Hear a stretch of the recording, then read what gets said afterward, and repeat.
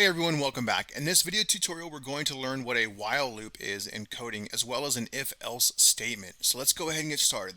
The first thing you want to always make sure you do is go ahead and make sure your platform type here is selected to natural language PLTW. Okay. So looking at our assignment here, let's consider this first program here we have to type in. So we have a while loop, and a while loop means we're going to keep looping through this code over and over again, so long as this bump switch here is equal to 0. All right, and if this bump switch is not equal to 0, we're going to come out of the loop, basically. All right, so let's come on over here to RobotC. All right, so now that we have our test bed here shown, let's go ahead and download to our robot, to our test bed. Okay, and I'm going to go ahead and start it and watch what happens. Okay, it's going to loop back and forth here. Watch the green line here. So as long as our bump switch here reads 0, which it is, so look at our code. While our bump switch reads 0, it's going to keep looping. It's going to keep causing our green LED here to blink. Okay, on for 1 second and off for 3 seconds. And it's going to keep doing this, like I said, so long as our bump switch reads 0. But now, watch what happens when I press the bump switch. Okay, what do you think is going to happen? Okay, I'm going to go ahead and press it.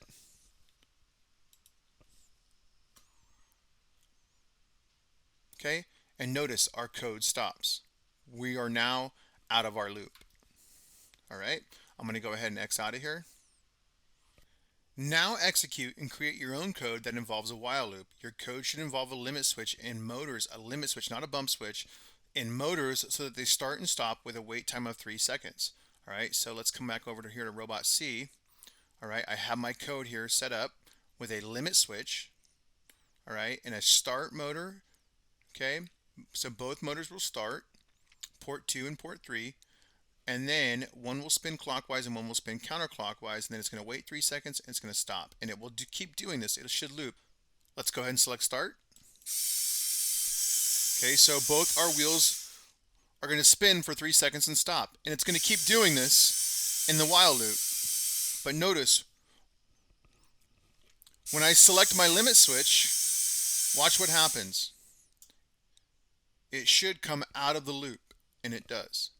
Okay? All right, I'm going to go ahead and X out of here. All right, so now let's go ahead and investigate this line of code here and what it's telling us. So we have a while loop. As long as 1 is equal to 1, which it is, okay, it's going to continually loop. So what is this loop doing here? Well, if our sensor value, our light sensor, has a value that is greater than 700, it's going to turn our flashlight on to a value of 127. And if our light sensor has a value that is less than or equal to 700, then it's going to turn our flashlight off. So let's come on over here to RobotC here. Okay, I have the code already set up here for us to go. So let's go ahead and download it to Robot and see what happens here.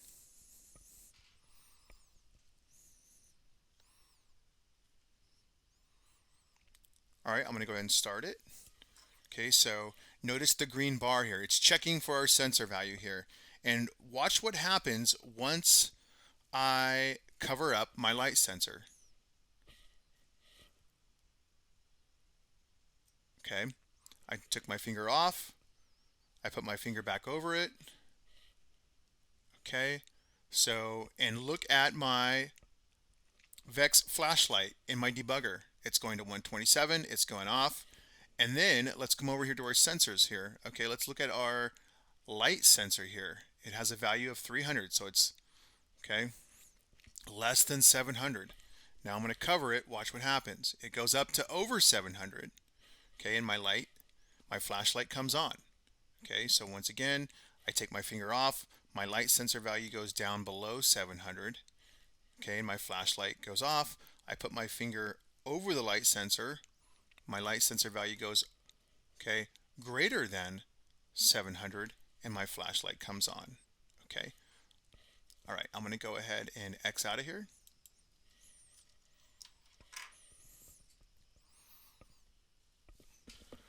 All right, so now we're going to learn about if-else statements. In the previous line of code, we did an if statement, but an if-else statement is one way to allow a computer to make a decision. So with this command, the computer will execute one of two pieces of code depending upon whether the condition is true or false. So let's scroll down here to this line of code right here. Okay, I have it already typed in to RobotC here. So if you look, the same code is right here. So I'm going to go ahead and download it to Robot and let's see what happens.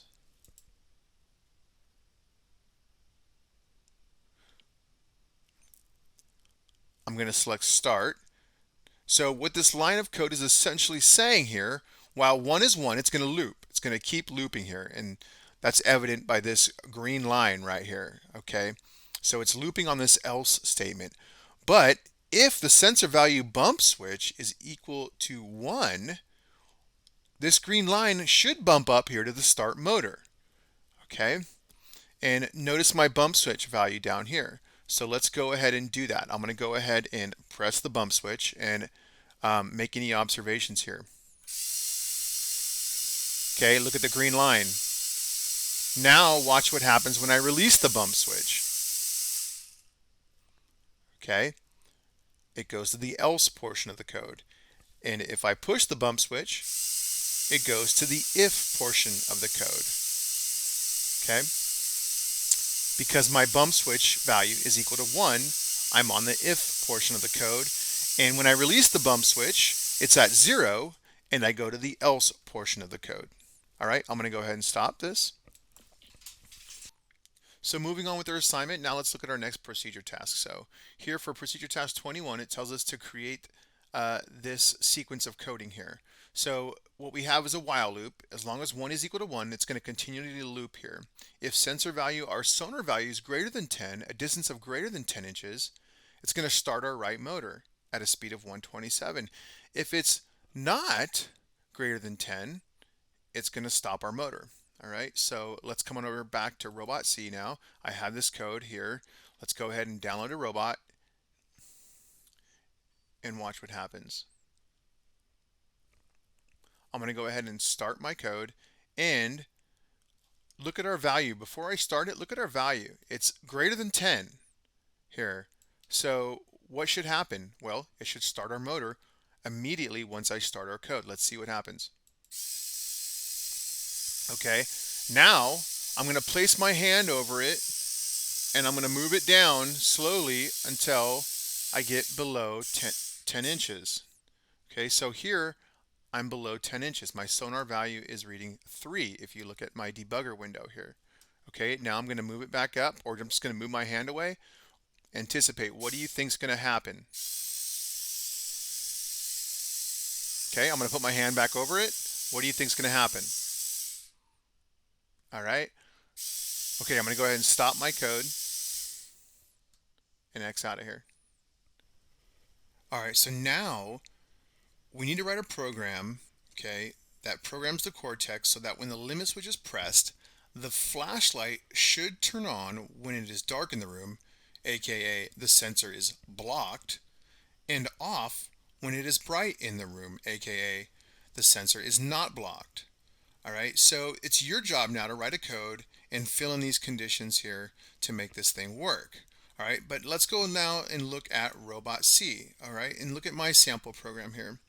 So what we see here is we see a while loop that's always going to loop, but it's another loop here that's also going to loop when our limit switch is equal to 1 or pressed. And if our limit switch is pressed, then if our sensor value light sensor is greater than 700, okay, in other words, we're blocking the sensor with our thumb, it's going to turn the flashlight on. And if we remove our thumb, we're not blocking the sensor, it's going to turn the flashlight off. So let's go test this. Let's download this to Robot and select Start.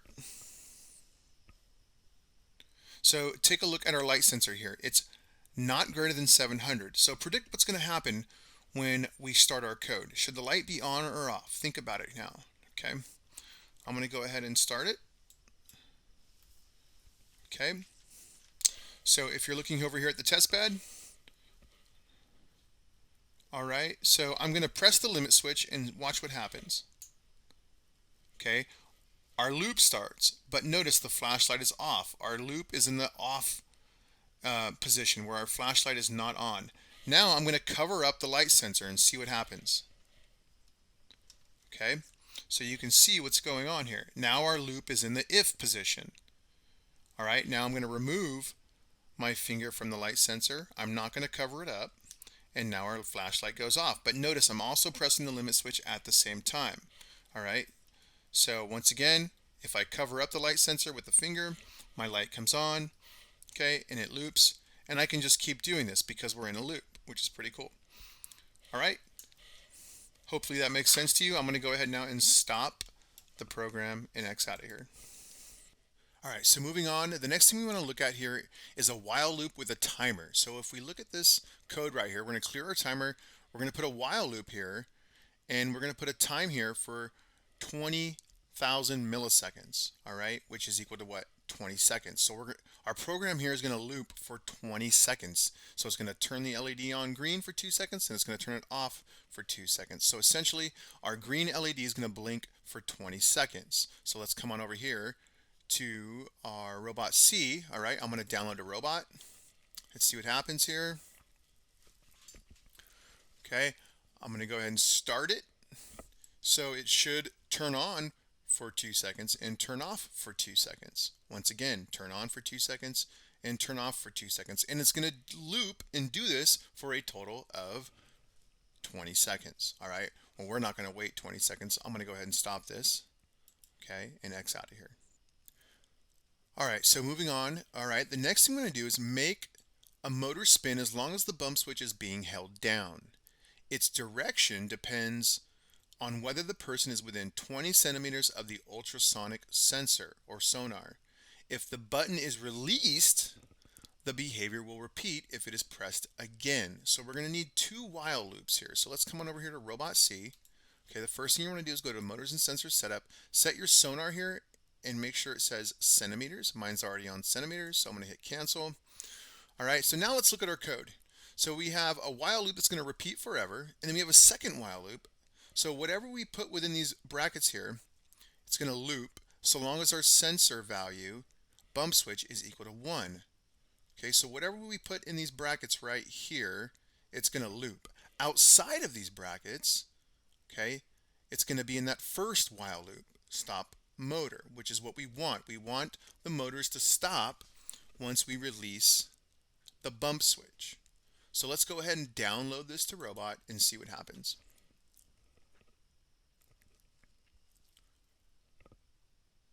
I'm going to press start. Okay, I'm going to press my bump switch and watch what happens.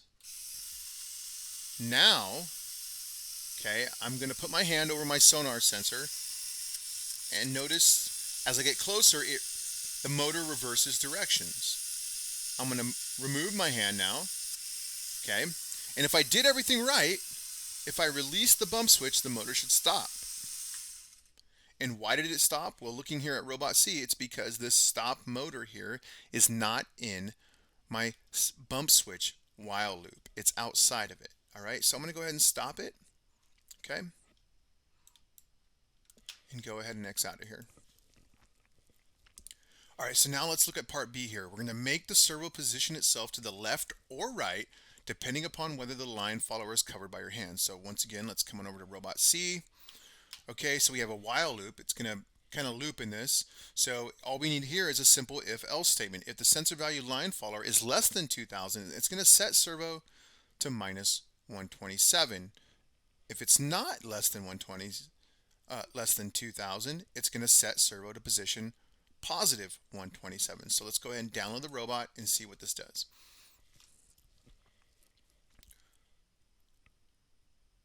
I'm going to go ahead and select start, and it automatically moves. Now I'm going to cover the line sensor here with my finger, and if we did it right, it should move to a different position. And if I remove it, it should move back to the minus 127 position. And look at our green here. Okay, so it goes down, goes up, down, and up. Our green line changes because it's flipping back and forth between our if-else statement. All right, I'm going to go ahead and remove my finger and stop our code. All right, so I'm moving on to part C here. Now we need to make the servo position itself to the left or right, depending upon whether the line follower is covered by our hand, just like in part B. However, this time, the behavior will only apply if the button is pressed, if the button is released. the servo is in a middle position, awaiting the button to be pressed again. So we need to add a second while loop here. So let's come back over to RobotC. So we have a forever loop now, okay? But now we need to add a while loop with our sensor value bump switch, okay, is equal to 1. So when we press our button, all right, and we cover up our line follower, our servo is going to go either left or right. All right, and if we release the bump switch, down here it's going to go to a middle position. I hope that makes sense. So once again, if our sensor value, our line follower here, is less than 2000, okay, and our bump switch is pressed, our servo is going to go left or right, depending upon if we're covering the line follower. If we release the bump switch outside of this while loop, it's going to go to a middle position here, or 0. So let's go ahead and download it to Robot and see what happens.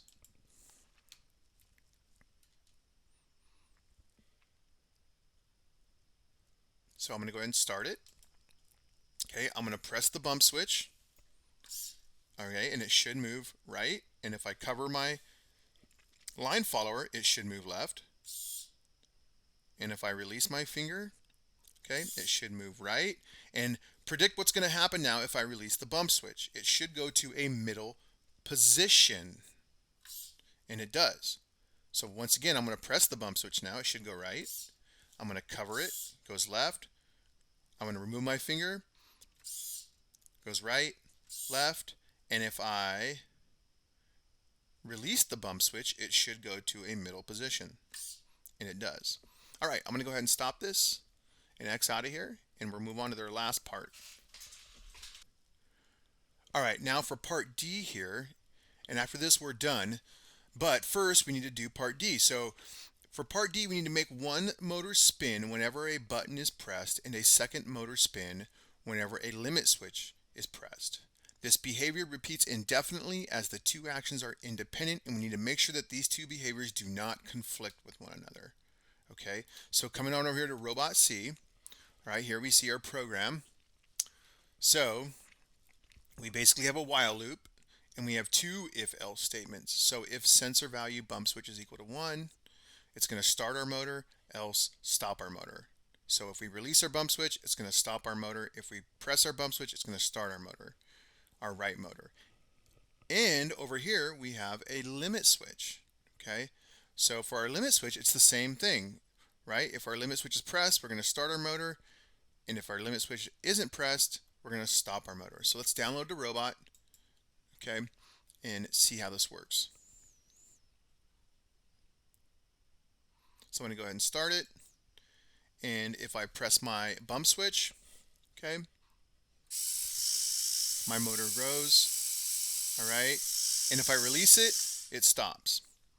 And if I do my limit switch, same thing. If I release it, it stops. But can we do them at the same time? And if I release one, it doesn't affect the other one. Okay? All right. I'm going to go ahead and stop and X out of here. When you're all finished, okay, make sure you answer the conclusion questions and you submit the assignment. That'll do it for this video. Thank you so much for watching. We'll see you next time.